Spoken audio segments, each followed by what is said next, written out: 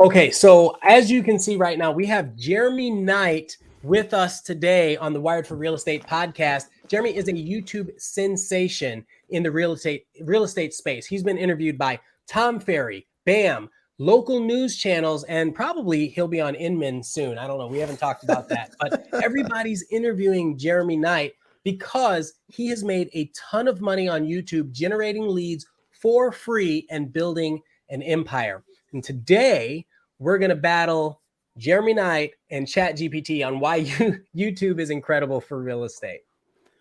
Well, I don't know why Wired we would for Real Estate podcast, the show that's all about empowering agents with the latest tech, tools, and tactics to take your business to the next level. If you're a producing agent who's looking to boost your productivity and enhance your marketing effectiveness, you're in the right place. Join us as we explore the cutting-edge strategies and insights that are shaping the real estate industry today. Whether you're a seasoned pro or just starting out, our expert guests and valuable tips and to help you succeed. So sit back, tune in, and get ready to elevate your real estate game with the Wired for Real Estate podcast.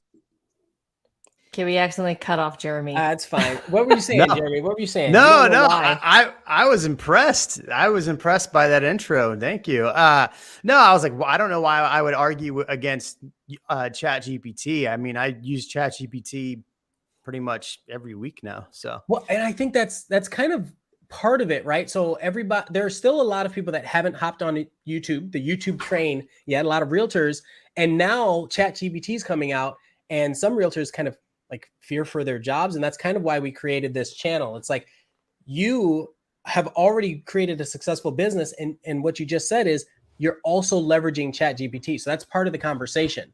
Some people think they can just go type something and all the magic happens. And it's like, that's not really the case. You still have to know what you're doing. And that's why you're here.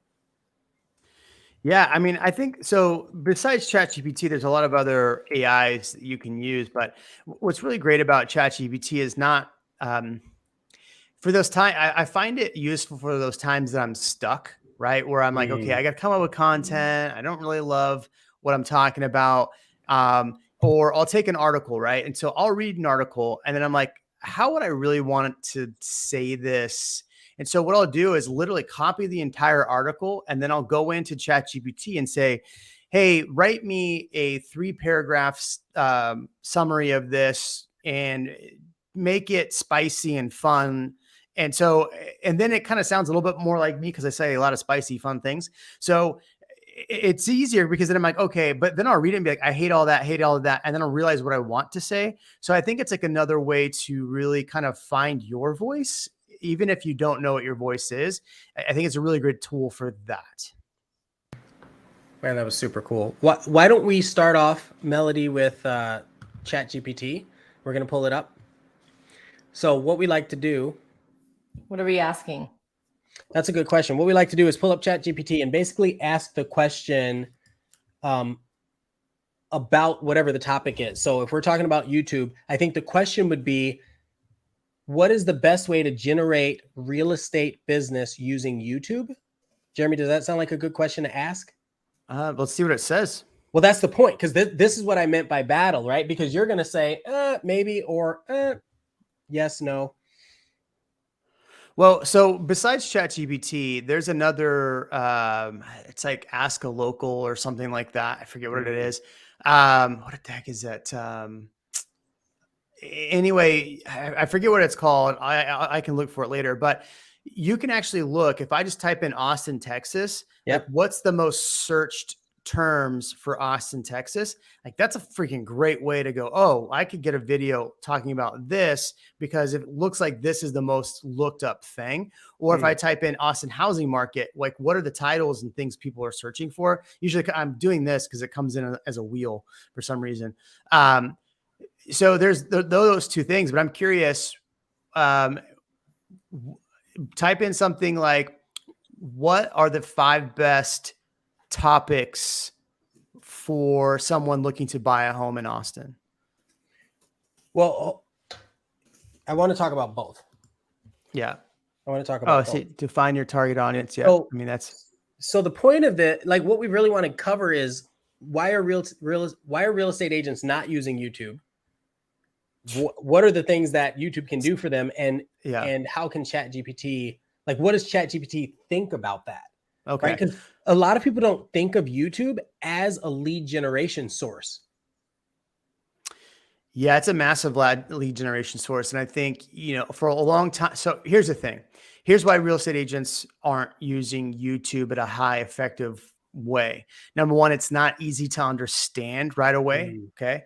Right. It's labor intensive. It's not just, hey, I can make a post on Facebook about me just selling a home and 20 people like it and comment on it. So boom. If you put a video out on YouTube that you spent a lot of time on, you may not get that many views. I mean, I have a video I just spent a long time putting together for this week that we're barely at 200 views today, which is like nothing for my channel when I put out a standard video. Or normally by now it's almost 1 o'clock today. I'm at 1,000 views. So this video is just getting demolished. And it's because it's not something people are searching for yet. The subject title in which I'm talking about and the way I created the video is all about an area that's close to me, that giving really strong information that people are searching for. Now, what's going to happen from this video, I could stress about the fact that I don't have 1,000 views, or I could be happy with the fact that I'm 250 views, because those 250 views are probably going to get me more business than that 1,000 views. So here's what agents get into the problem, right? They go, okay, it's easier to make short content. It's easier to make fun of realtors or make fun of my clients on Instagram or on TikTok. So I'm going to make this short content. Now, I'm not saying every agent does that, but I'm just saying, like, what I see agents do wrong with it is they do that. Like, you can come up with really creative content that's really punchy, that's more labor intensive, like Ian creates with his backflips and all that stuff. That stuff's not, it's easy to create, but it's not easy to create, right? It's easy in the sense that people think it's so hard to do that, but it's just taking the time to do it, learn it, and create it is labor intensive in that short moment. It's a lot easier to make disappearing texts and go like that. It takes you 30 minutes versus Ian's videos probably take him 2 to 3 hours to fully shoot, commit, and edit to the way they look. Same thing with you doing YouTube content. The difference between the two, and not saying one's better than the other, but YouTube, you're creating a much deeper relationship with that client base. Because think about it. If somebody watches a 30-second reel or short of you, they kind of get a glimpse into you. Whereas if they're watching 10, 15 minutes, they're getting a little bit bigger, a little bit more of a in-depth view of you. And now they can click on the next video that's going to give you another 10, 20 minute view time, another 10-minute view time. And so the reality is, when I have clients reach out to me, they go, hey, Jeremy, I've been a fan of your channel. I see all the other agents out there that are doing YouTube, but I feel like you really know what you're doing, you and your team. So we want to work with you. The reality is that transaction ends up being so much easier for me because they've spent a lot of time and energy listening to me already. So they already know what to expect. And it makes it. And then if you look at the reviews, like, oh my God, the night group was so great. It's not that we were just so great. It's just that you listened early. And then when it came time to have those tough conversations, you already knew that we know what we're talking about because we've given you so much info. So you are more trusting, and there's not that argument. How many times have you had to fight with a client over something so small in a contract? Whereas when I say, hey, look, here's why we do it, this is why we've done it, they're like, okay, right? It's much better conversation. So now the stuff with the shorts and the reels that people do, it's totally fine. It's great. If it gets you business, it gets you business. Yet I imagine that you're still going to have a little more struggles throughout the contract with those people, just because there's not that full trust involved. And now, not saying that it's perfect when I work with every client now, but I would say our clients are much easier to work with because we've given up so much value ahead of time. I love it, man. And I agree wholeheartedly. Can we pull up the ChatGPT and start looking through those, Melody? Yep.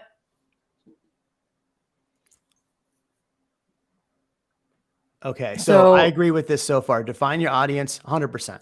Define your audience. Number one, that's what you should be doing. When Ian and I teach classes on YouTube, that's usually the number one thing we talk about. Create your audience. Create information, engaging content. Pretty self-explanatory there.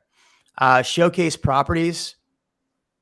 Yeah, I think that's a good one. It's good because people are voyeurs. They want to get inside a property. They want to see something. They want to be along with you. I mean, I watch a lot of, on YouTube, I watch car stuff, right? And watch stuff I'm into. And I'm looking at dumb cars with these people, but they're taking me into their life and I'm enjoying it. Right. So yeah, show properties, optimize your video. So use keywords, tags, relevant titles. I know you have a lot to say about that. We can come back to that one. I don't disagree. I mean, definitely use tags, definitely use relevant titles. I think where it really should say in this number 4 is have eye-catching thumbnails, because there's 3 parts to people watching a video. Number 1, title, right? If I'm Googling or something or searching for something and your title hits the criteria, perfect. Show your channel. Sure, go ahead. So title is this thing, in case nobody knows what the title is. Right. So the one next to it, the Elon Musk set to take over Austin, that video really is more about what's happening in Austin. I briefly talk about Elon Musk, but it's a way to get people engaged. Now that video is done really well for me. Actually, I've had 3 leads from that video in the last week. In 7 days. Yeah. 3 leads in 7 days. When you say leads, are they buyer leads, seller leads, or are they relocation? 2 were buyer, 1 was seller. Okay. And they were, 1 was relocation, 1 lives here. Okay. Yeah. So, and then there you go. There's a property tour video right there. Austin, not worth moving to. That's just, I forget what I did in that video. Anyway, so the 3 points, let's talk about the 3 points. So I could use a ton of SEO to put these videos in front of somebody. But if the title and the thumbnail don't match, or the keywords don't match the title, or the keywords don't match the thumbnail, all 3 of those have to be in alignment to work. I would say really you could put 0 tags, have a really, really catchy title and a really good thumbnail, and that would do much better for you than having a bunch of tags. Because the reality is YouTube's still trying to find out where to put your videos. The tags are suggestions for it. So YouTube's still going to try to put that in front of an audience for you. Cool. Okay, let's take a look at the other one here. Yeah. What was number 5? Yeah. The number 5, collaborate. That's what we do a lot. Yeah. And I think here's the thing, as real estate agents, we get into this mentality that we can't collaborate. We have to protect all of our business. Every agent's out to get our business, without realizing, and I think this was really special about the brokers at Real, is that we all realize that the more collaboration we do, the better it is for the agent community, the better it is for each agent. And reality is we all get better out of it. So I think, Ian and I on this channel have had the number 1 agent in all of Austin on the channel, interviewing him, talking about the Austin market that we both live in and both work in. Now, the reality is that the clients that resonate to me are going to resonate to me. Clients that resonate to Ian, there's people that have come through my channel and worked with Ian because they like and work, and that's fantastic. That's what the whole thing's for. Number 6, call to action and content information. I would be very careful about what your call to action is. I don't think that's a bad thing. But a lot of agents think the call to action is like, hey, call me. My gosh. Yeah, or they start their videos with, hey, I'm a real estate agent in the Austin area. I've been working here for 8 years. I love it. I sell so many homes. I'm fantastic. Man, you're going to lose your audience right away. 100% going to lose your audience right away. Well, I like that Melody pulled this up. So you have call to actions in the description. Yeah. You have soft. I know you have soft call to actions. They don't seem like a call. You're not saying call me right now, but through your language, you're enticing people to want to reach out to you. It's very clever the way you do it. And you can do it in such a subtle way. So here's a prime example. So when Ian and I are on the live streams, right, is a prime example. We're talking about a neighborhood. I'm like, yeah, actually, I just had a client go under contract in that specific neighborhood. We had these issues come up because of this in the neighborhood, but we got through them because we did this, this, and this, and this. And my client's super happy. Without realizing it, and Ian does the same thing on the channel too. Oh, I just helped a client there. We ran this issue with the builder. The builder was trying to buy out my client, whatever. And those are subtle ways of us saying, hey, these are the areas we work and our clients trust us because these are the ways that we've gotten them out of trouble or kept them out of trouble. And that's a much better call to action than I've been doing this for 15 years. I know what I'm doing. Call me. Oh, it's so well, funny. and nobody needs, like, you don't have to say call me because they'll find you. Like I find Yeah. a lot of my YouTubers will go hop on my Instagram and follow me for a bit before they reach out because Mm. I see them on there. And then recently I had someone reach out to me and I'm just like, I just played dumb and I said, hey, I'm just wondering where you found me from. Oh, we've been watching you on YouTube and then we followed your Instagram. Yeah. So that's kind of, they don't. And that's a challenge too for agents that do attraction for other Mm. agents. Mhm. If your Instagram is all set up to be agent attraction, yet your YouTube leads are flowing into your Instagram, they're going to get super confused. They're like, do you sell So houses or not? do you sell houses or not? And so that's why I think it's, using YouTube, like Ian's prime example, we came up with a really good strategy and he's executed it very, very well, where it's 4 real estate posts to 1 post about the brokerage On Instagram. And Right. so what'll happen is if your audience is coming in from YouTube and they're looking at your short form content and then they see a video about your brokerage, it's just solidifying that you're at a good spot for them. Yeah. Whereas as an agent, you see all of these posts about, all the work you're doing. And then the post about Real Broker, you're like, huh, that Real Broker thing sounds interesting. I'm wondering what Ian's doing there. And so I think, but if you are just like, some agents want to do just this whole, Instagram page of helping agents get business or helping agents. If your YouTube channel flows to that, there's going to be a huge disconnect from your YouTube audience coming in, unless your YouTube audience is other realtors. Right. Well, you have mostly content for clients, which is what you obviously get from it. Well, Yeah. this Can is you share, interesting. like, I see here you have like 15,000 subscribers. Yep. Can you share like how much business you get every year from YouTube? Like, when did you start YouTube for people who don't know? Yeah. So I'd been doing YouTube probably since like 2017, yet I would say it was more of putting dumb videos on a website that did nothing. So I wasn't really using YouTube the effective way. Late 2019, I sat down with Christina Smallhorn, good friend of mine, and I said, look, my YouTube channel is not growing. I've had people tell me they like my channel, but it's not informative enough. And I don't know what I should be doing differently.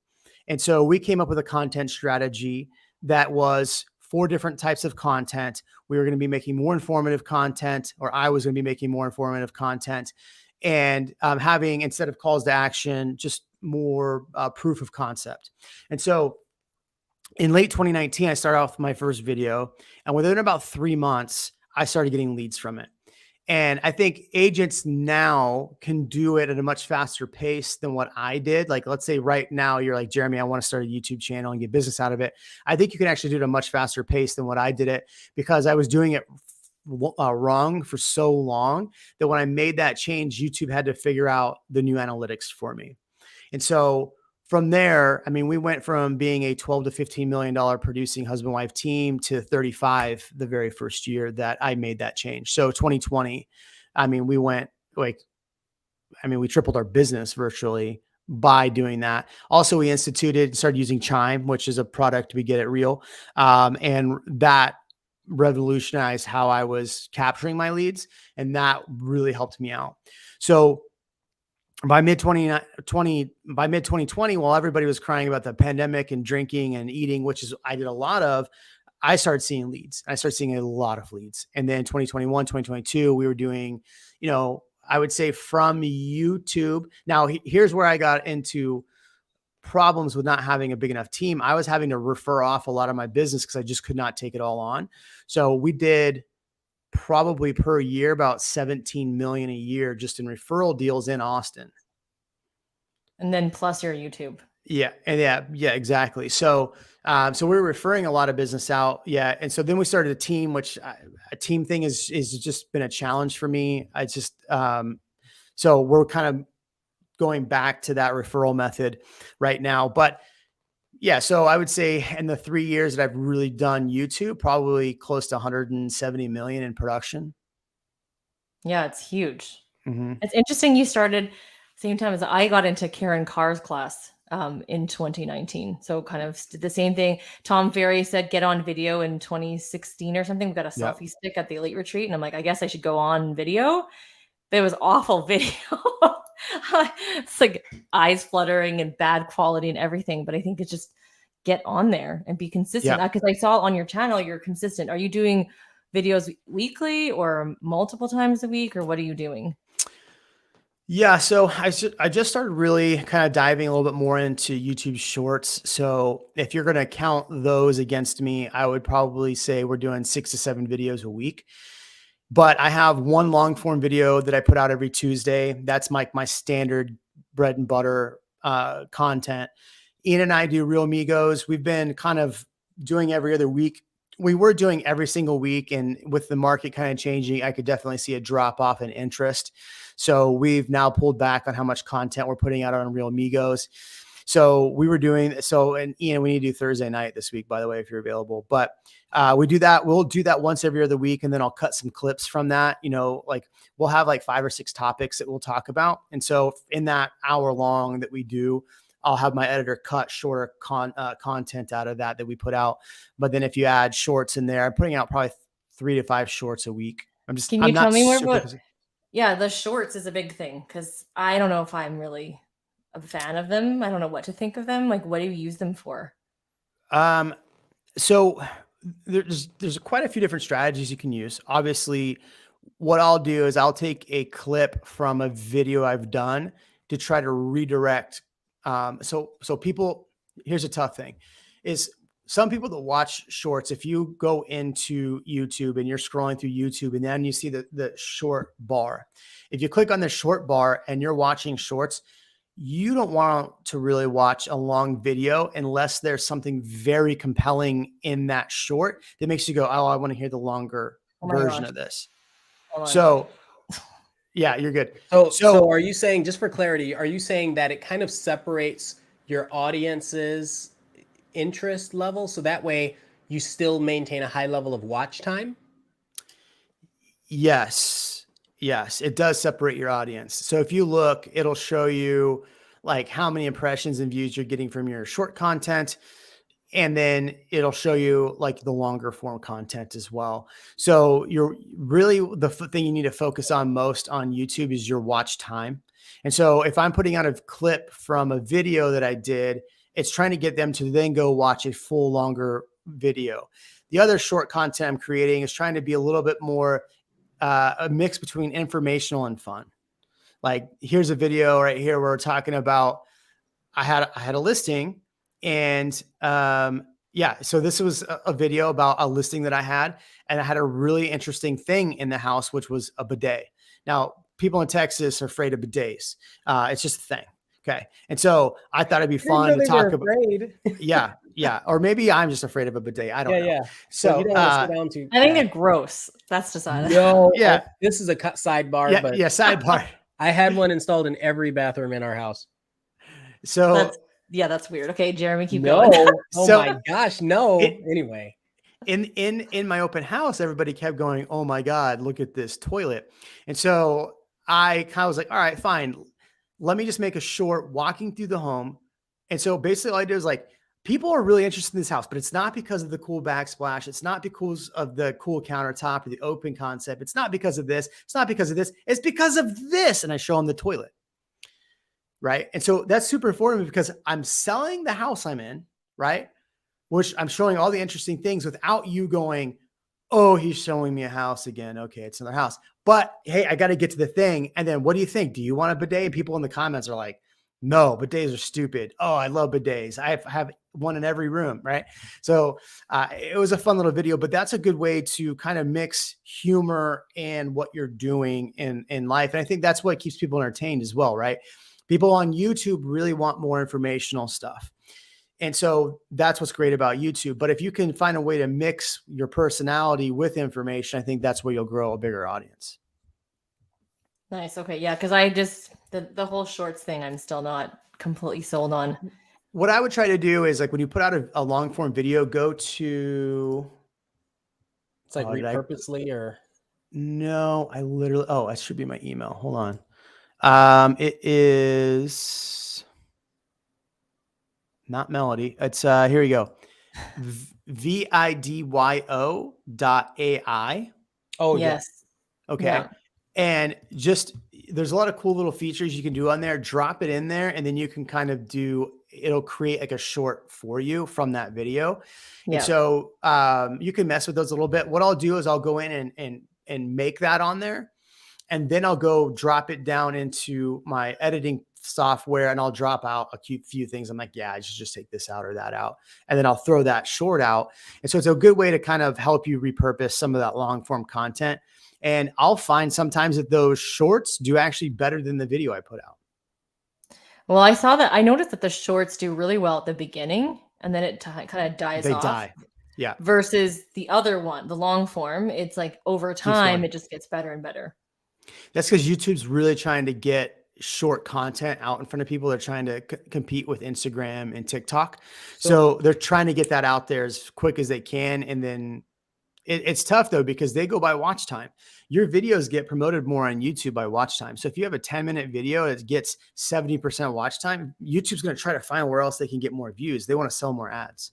Do you think if it was a new agent starting off tomorrow, what would you say they should focus on? I would not do shorts. I know everybody is saying, do shorts, do shorts, do shorts. I wouldn't do shorts. I would put out 5 or 6, maybe 10 videos of long form. And then I would cut some of those and be careful of what you're doing on Instagram and not necessarily take that directly over and use it. Cause that's what people like, you know, I argued with Bam, Broke Agent Media one time because they're like, just repurpose everything. And it was kind of an off the cuff comment.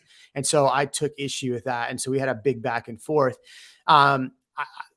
TikTok, as Ian knows, and I'm sure you know, Melody, or it's its own thing. When you try to repurpose it onto Instagram, it can work, but you still have to take off the TikTok logo. There's still some hoops you have to go through, and it may not do as well as an Instagram. And then if you take that and purpose that onto YouTube, now you have 3 different types of content catchers, and you're trying to put that same content that did well on one and get the other views out of the others, and it may not work just because YouTube is a little bit more informational, whereas TikTok and Instagram are a little more fun. I do think the repurposing makes sense, but like you said, I experimented with it this last 6 months, and the short version of YouTube and throw it on to Instagram as a reel, not the greatest. So what we're doing now is we're creating content on Instagram that is real, like it's focused for Instagram, but it's from the content of the YouTube video. So if I'm talking about the top 5 neighborhoods, I do the pointing thing on Instagram, and then the call to action on Instagram is to check out the full video on YouTube. And that does better than throwing in like a snippet from YouTube. That's just what we're kind of playing around with. We all don't want to do 5 million things, but if you want to do well at it, you're going to have to be good. Like you didn't get good at YouTube because you took an Instagram strategy and put it into YouTube. I don't even think you can do that. So I just focused on making long form content, and then shorts came up later. Yeah. What are your most like, what's the best video that's performing on your channel of all time? Well, I have one that's got probably 300,000 views on YouTube. It's the biggest regret moving from California to Austin. So if you're looking at just from a statistical standpoint of views and watch time, my best video. If you want to know the best video that gets me the most business, it's when I'm talking about neighborhoods and not necessarily pros and cons. I don't like that as a title personally. It might work on other people's channels. It just hasn't worked on mine. But when I'm like doing in-depth walkthroughs on specific things and talking about specific topics, people tend to like that more. The housing market videos, the seller videos that I've done, which are sellers in big trouble right now. And we just go through what's happening in the market and how it's going to impact sellers. I get more listings out of those videos than I do anything. I mean, out of mailers, everything. And those videos, I mean, they cost me a couple $100 to make really at this point, but they generate thousands of dollars. When you started the YouTube channel, did you get mostly buyers first, or were you always getting both buyers and sellers? Well, you get what you talk about. And so, yes.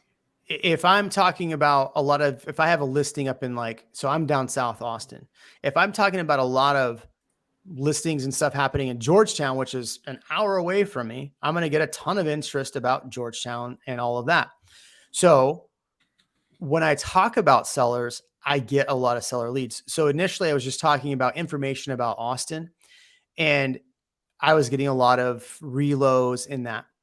When I started talking more about what sellers are facing and, hey, buyers, pay attention because this is how you're going to be able to negotiate against these people. Now I've got both ears open, right? The sellers and the buyers. When I create more of that content, I get a lot of sellers. So yes, I did get a lot of buyers at first, and now we get a lot more. We get good mix of both now. I like unintentionally got sellers because like last year, everyone was so busy. I'm like, I don't want to do video anymore. All I did was my housing market update and listing videos. And then I got a ton of listing leads from YouTube. Yep. It wasn't on purpose. That's awesome. I mean, look at Brad McCallum. He's got a big channel where all he does is property tour videos. He gets I would imagine a fair amount of buyers, but he probably gets more sellers because of the quality of those videos.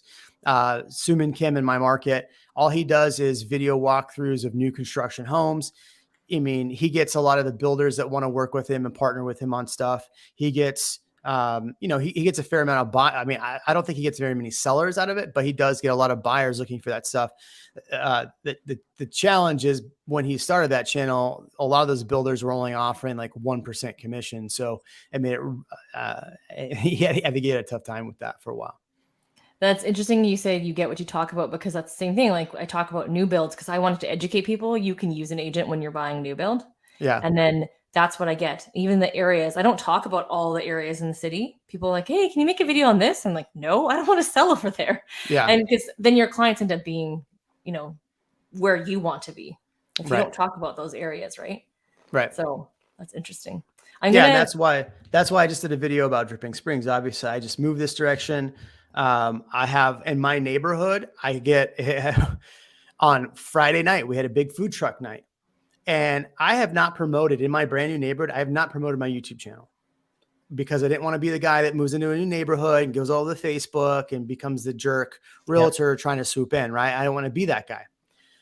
So I'm walking around this food truck night. It's the first one. We've been here a year. I have not gone to a food truck night yet. It's the first one. My wife was getting annoyed because every 10 feet, somebody's like, oh, I love all your YouTube videos. I watch your YouTube videos. I love your content. I even sent Ian a picture of a guy who's like, oh, I love you. Yeah. And I'm like, he's like, I've worked with Ian. I sent Ian a picture. He's like, I don't know who that guy is. It's kind of secret. When you sent it, I don't know who he is either. When you said he worked with me, I was like, dude, I don't know. Yeah, I think he worked with another person. Yeah, no, I think he worked with a builder, and he said he had worked with Ian on a deal. So I think that's because later he clarified that. Well, this is actually a really good point. How many people have you worked with, would you say, that you've never met? I mean, 70% of my clients. Isn't that crazy? More. Isn't that crazy? How about you, Melody? I'm probably like 50% because I still have a lot of Sphere. Yeah. So I have 50-50 because basically it's Sphere and YouTube. That's my business. So I've been thinking about this a lot. I had a lot of people that I had never met. And so now what I'm doing is the buyer consult on video. And I would try to do that before, but now it's like purposefully so that I at least can say that I've talked to them and that we've seen each other, because they're all seeing us, but we're not seeing them. So I think that's the interesting thing. They see you, they feel comfortable with you. Yes. Like I've had couples fight in front of me because they're just so comfortable with me. And I'm like, I just met you 5 seconds ago. Yeah. I don't know who you are. I love it. Super weird. I threw up the questions in case anybody who's watching live wants to ask a question. Since we've got Jeremy here. Ian, do you have more questions to ask? Well, I think so Jeremy, you covered a lot of things that are really relevant. So it seems like what ChatGPT says for building a YouTube presence could make sense, but it also seems very generic. Yes. Right? It's a very generic thing. I think my biggest question is, if somebody was starting off, what would you recommend they focus on? I know you kind of hit on it a little bit, but also why is it important? Right? Okay. So Melody, pull back up the ChatGPT thing. I love it. I will pull it. Oops, not this one. Yeah, you got to be careful what sites you put up there. I Okay. know. All right, scroll back up to the number 1. Yeah. There you go. That's it. Yeah. Define your Define your audience. target audience. Excellent. Yes. It's not just, I'm a realtor. Look at me. Yeah. This is Now, the, I think people in the States have told me this because I'm in Canada and we don't have this rule, but you guys Oh. have a rule on like not being able to market to a certain demographic, right? Wait, what? Your fair market housing or something. Oh, well, we can't discriminate, yeah. but what we talk about will attract the audience that we're trying to reach. Right. Right. We can't say, hey, if you're, I'm using this as an example. I can't say, hey, I'm Muslim, you're Muslim. That means that you should work with me. Yeah. Like you can't do Right. anything direct like that. Yeah. I can't go for all my Asian friends that are wanting to find a great Asian community. Here you go. Yeah. That would be not allowed to a do that in really the bad. United States. That's Yeah. crazy. But through I language, could talk about I could talk about where H Mart is, but I can't right. think of it. It comes out through language. I This love is funny HMARC. that you say this because on my YouTube channel, I tend to get a certain demographic, and I'm married to a Caucasian person, and all my friends are not Asian. But Wait, is all he the Caucasian clients I or get does he from YouTube identify are as Asian. Caucasian? What? I said, is he Caucasian or does he identify as Caucasian? That was a bad No. joke. He probably is more. I call him an egg. He's white on the outside and yellow on the inside. He's So more he Chinese than identifies. men. See, there you go. But anyways, when we have buyer consultations and we talk one-on-one, they do ask me things like, what is this area like in terms of people? And I think they feel more comfortable asking me that than some person that's not the same. They're not always the same ethnicity, but it is a very multi-ethnic group that I get when I attract. And I don't do that on purpose. It's not like I say, hey, look at me. Yeah. My YouTube channel is focused on families. So I do get a ton of young families on my channel. And that was the defining your target audience. That was the biggest shift for me, was to change my videos, even my housing market, to talk about, I'm talking specifically to you as a family looking to move up. This is how the market affects you. And I think it's one really important thing to note when you're defining your audience. Think about where you are in your real estate business and where you want to go. So you're talking about working with families. Fantastic. Families are in every price point, right? Yeah. You have the entry family, the middle family, the family that's bought and sold all the homes and now they're moving up to their big castle. But do you want to work with entry level? Do you want to work with the mid-range? Do you want to work with luxury? What is your audience? You can subdivide that and create content on those levels, right? And it's all about what you talk about. So the reason why I say this is that when I started YouTube, my median price point was like 300,000. Like when I got a $500,000 deal, I was like, oh my God, this is amazing. Right. Well, I started talking about neighborhoods with higher price points. I started talking about areas with higher price points. Well, guess what? I got my first $1.5 million client. I got my first $4 million client. I got my first $6 million client. I got my first $3 million client because I was showing and talking about homes and neighborhoods and areas that I wanted to work in. Now, a lot of people in the comments, this guy only talks about the rich areas. That same thing. They get mad. Yeah. Okay. And yes, I apologize that you can't afford in those areas. That's unfortunate for you. But if you'd like to work with me, I could show you areas that fit your budget, that fit what you want. And you're more than welcome to come work with me. I'd love to work with you. So we still get clients in every price point. But when I'm talking about content, I'm primarily talking about stuff in the 750 plus range. Plus I live in an area that's really right now 750 plus. So when I'm doing content about, hey, you can buy affordable homes in this area under 500,000. Here's where it is. People lose their minds. Right. And that makes sense. Cause like our new builds are higher price point. So because I talk about it, I get that price point. Right. I did that $1 million listing I got. He just only watched one of my market stats videos. And I always think they're so boring, but I think it just shows your expertise as well as a realtor, right? Like, well, I also think if that's your audience, if he's a numbers person. Apparently the majority of people who watch my YouTube channel are men and they're all analytic. That identify as Caucasian. I don't know.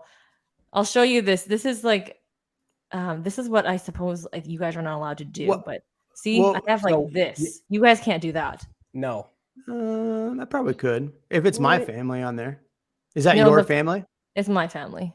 Oh, that's Yeah, fine. then, yeah. But the fact that you say 4 families, the question becomes, so what are you saying? You won't help people that aren't families? That's how people Yeah. are in the US. What are you Well, saying? You won't we're help getting families? there. We're getting Yeah. there. We're getting woke. Don't even get Well, me started. yeah, we're working your way north. Sorry. Yeah. But no, this is what changed my YouTube channel was actually just being more targeted. But I don't have. We've done the same thing. These are just pros and cons work for me.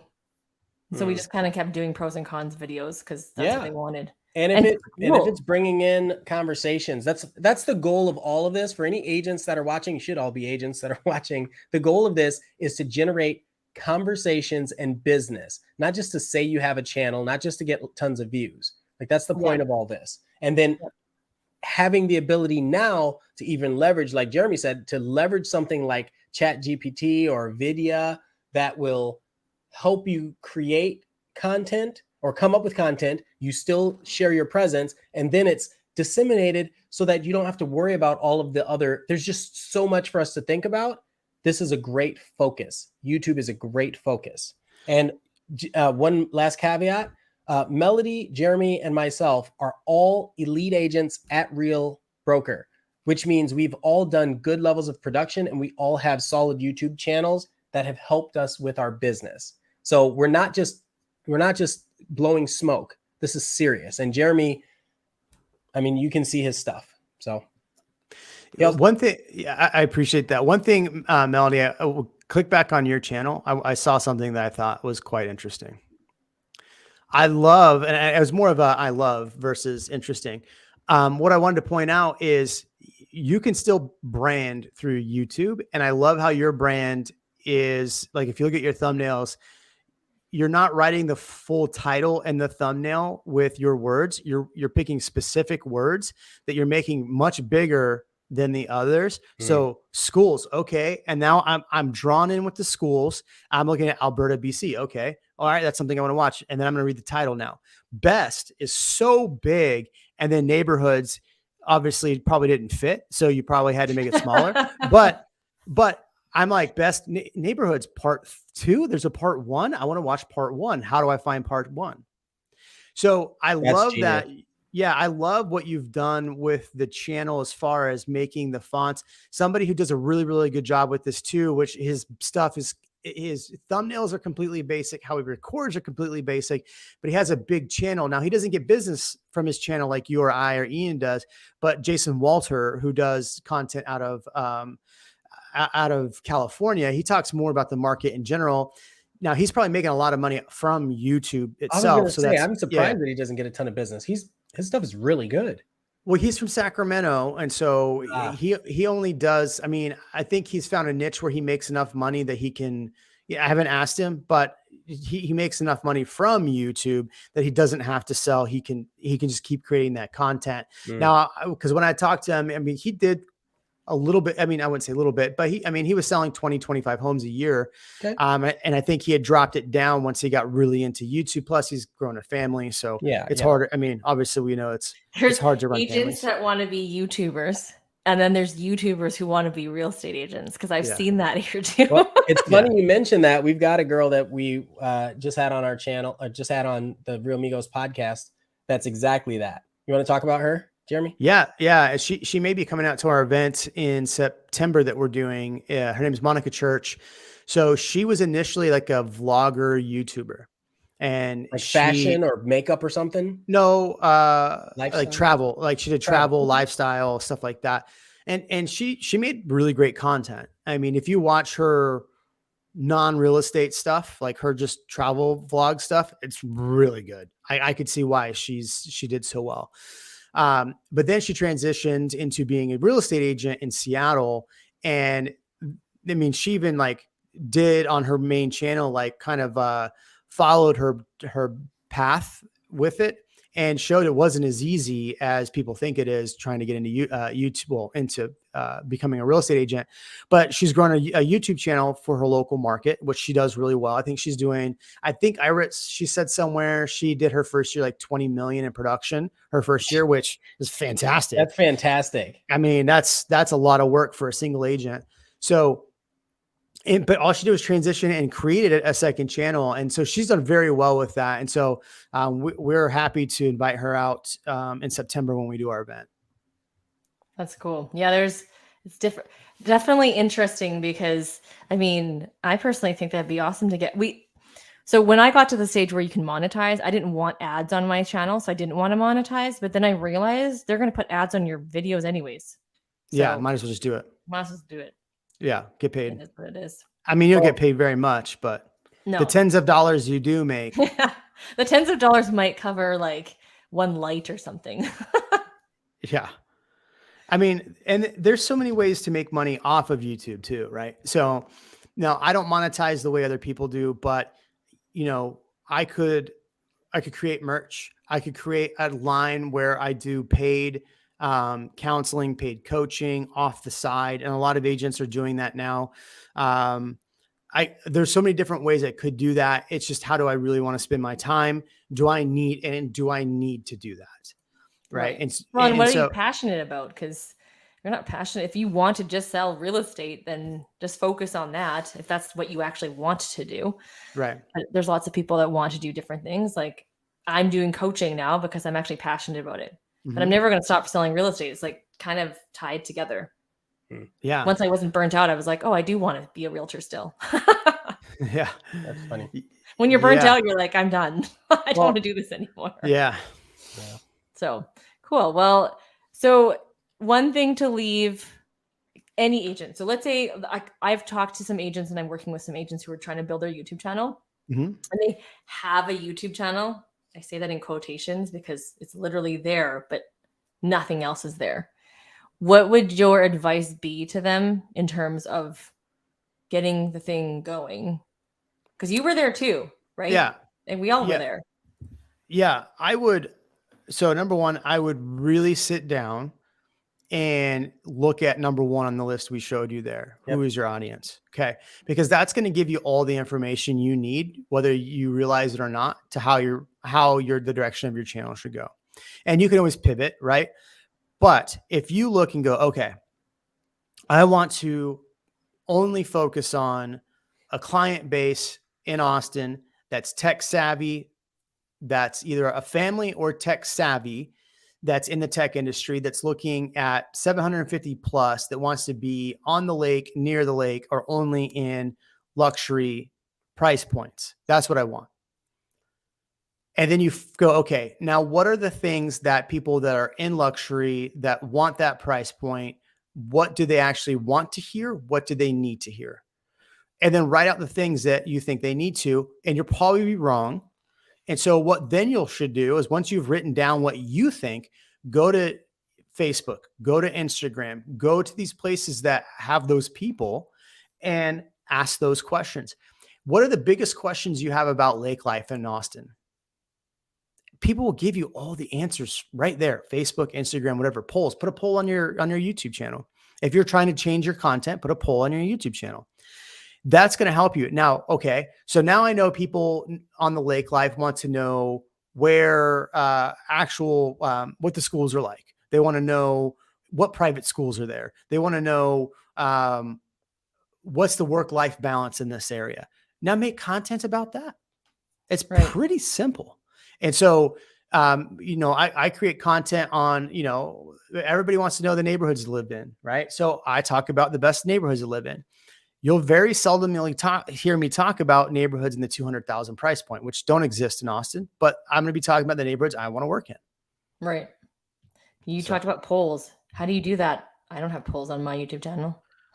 You should have polls. So when you go go to your channel. Okay. We'll pull it up so we can see it. Yeah. It might not be in Canada. We'll see.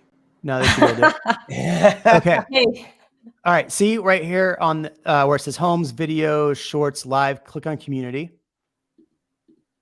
Okay. This channel. I haven't logged into my back end. Do I have to be in my back end? You can do the post up top. Yeah. go to your, well, that's where usually I post it at. So in your back end, you'll have to go into editor. Yes. Go YouTube Studio. This is my other channel, but whatever. I'll just take It it. doesn't matter. Yeah. Yeah. So in YouTube Studio, you should be in settings. You should be allowed to open up your community. There you go. And this is So- where you do the. Yeah. So no, that's not where you're going to do it, but that's where you'll put in all your community information. And then you should be able to, so typically on my mobile, I'll click on my actual YouTube, not the, so I have the editor here, right? Or not editor, YouTube Studio, but usually I go to YouTube, and at the bottom of my YouTube, I'll click on that plus bar in the middle. Mhm. Yeah. Right here. And it says create short, upload video, live, Yep, we see create a it. post. Click on create a post. Okay. And on the top, it'll say you want to do a poll, text, quiz, right? And so you can create it right there. I have not played with the community section, so that'll be interesting. I highly recommend you get going on community content. So I'll tell you right now, I had my VA schedule out posts every week for the year. So every week I have a post going out that talks about hot topics, which of course I got from ChatGPT. And next year it'll be a little more focused on. Do you post every day? No, it's all week? pre-scheduled. Right. It's pre-scheduled for the rest of the year, just like you would do with a video.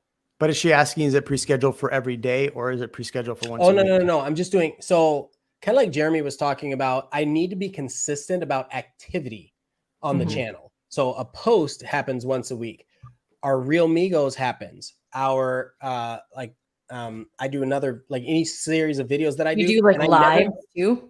Because I know Ken Pozak does his lives. Well, that is live. So Real Migos Okay. is my live, right? So Okay. doing that, it spreads it across. So it seems like I'm putting out a lot of content throughout the week, but really it's keeping it afloat. Yeah. This is So like the posts are a great way to do insane, it. It's the like on amount of Instagram, content you that do a your realtor has reels to put versus out. your carousel. Yeah.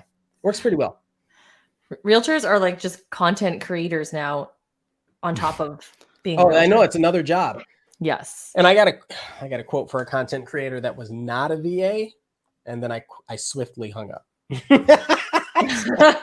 No, thank you. That's why you trained him young. I have my other kid who's been editing video for me since he was 10. So he's 15 now. Which is hysterical because I literally sat here on Sunday morning with my son showing him how to edit videos. And he actually helped me edit an entire old is video. 10. Yes. So when they're 10, they're young enough to be influenced to want to help dad. But when they're 13, 14, they don't want to do it anymore. I'm like, too bad. You know how to do it. You're getting paid. You're doing it. Yeah. I also understand by the time they're 18, if they don't want to do it anymore, I might lose them. But hey, I got some good time out of that. Everyone's always like, how do you get your kids to work for you? I'm like, you start when they're 10 because they actually want to work for you at 10 years old. Yeah. Ian's going to have to rent some kids. I've done that before. I didn't like it. No, I'm just kidding. Renting kids is not going to work, I don't think, in this situation. But like, yeah, I have my detail-oriented kid helping me on the back end, the office stuff, and then I have the creative one doing his video editing. Has like gotten a lot better in 5 years too. So, but cool. Well, if anyone has any questions and they're watching afterwards, just comment and I'm sure we'll answer you guys. And we're gonna have this on all of the different platforms. So if you've been listening on an audio format, I'd highly recommend hopping onto one of our YouTube channels so you can watch the video version of what Jeremy was talking about when he was talking about his channel and whatnot, because it's all visual. Yeah. But Ian, what's the thing? You know our phrase: "Don't let indecision be the decision." Be the decision. I like it. Jeremy's like, I like it. Don't let indecision be the decision. I like it. It's good. It's good. All right, y'all. Thanks for watching. Jeremy, always thank you for being here, and we will catch y'all soon.